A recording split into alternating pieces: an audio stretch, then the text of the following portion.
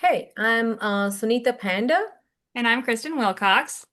and we have designed a lesson for the recent AEOP, Modeling Ecosystem Impacts of Flooding, a Real-World Ecology and Engineering. And as we go down to our engage part, sorry, I've been working with two famous persons at ERDIC. One is Gaurav Savant, and the other one is Dr. David Smith. I've been working in their lab and designed the lesson for my class. And in the engagement piece, we have started our lesson by showing them a video on the recent Texas floods. Students would watch the video and we give them the questions before they watch the video, and that will give them an engagement part, what they're looking for. And then following that, we'll do a synthesis board. Synthesis board over here is to get the information of what they have seen, what they observe, what the evidence what they have seen in their observations, what are the questions they have, and the scientific idea.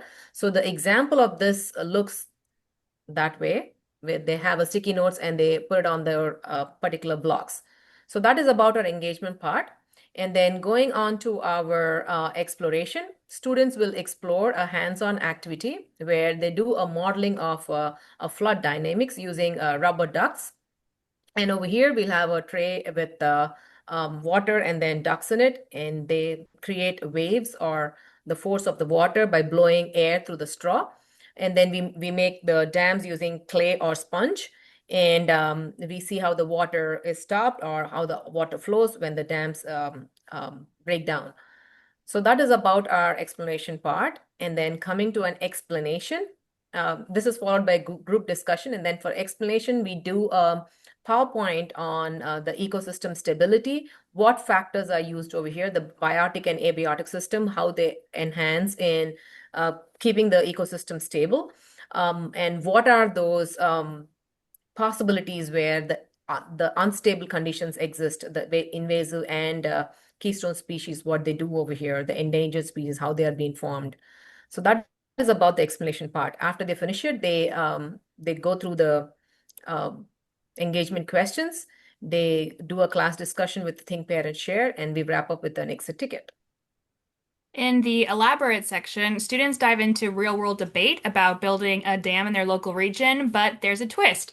Each student is actually going to take on a role, such as an environmental scientist, a hydropower company rep, or even a local resident.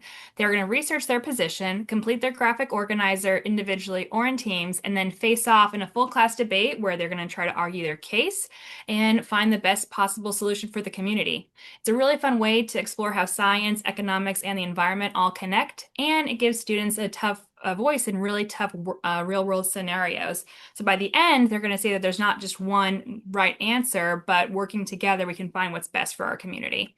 To wrap entire unit up, we're going to go ahead and take on the role as environmental scientists in a hands-on lab assessment. Using real water samples and professional testing kits, our students are going to measure factors like the nitrates, ammonia, and water hardness to determine which ecosystem is the healthiest. Working in teams, they'll then record their data, analyze the results, and apply everything they've learned to decide which water source would best support a sustainable ecosystem. It's a really fun, challenging assessment and a meaningful way to bring together their understanding of ecosystems, pollution, and human impact while getting a real world taste of science in action. By the end of this unit, we hope that all students will have discovered many exciting new STEM pathways, like what it's like to work as a hydrologist, an ecological modeler, an environmental scientist, or a graphic information systems specialist. Please enjoy our unit. Thank you. Thank you.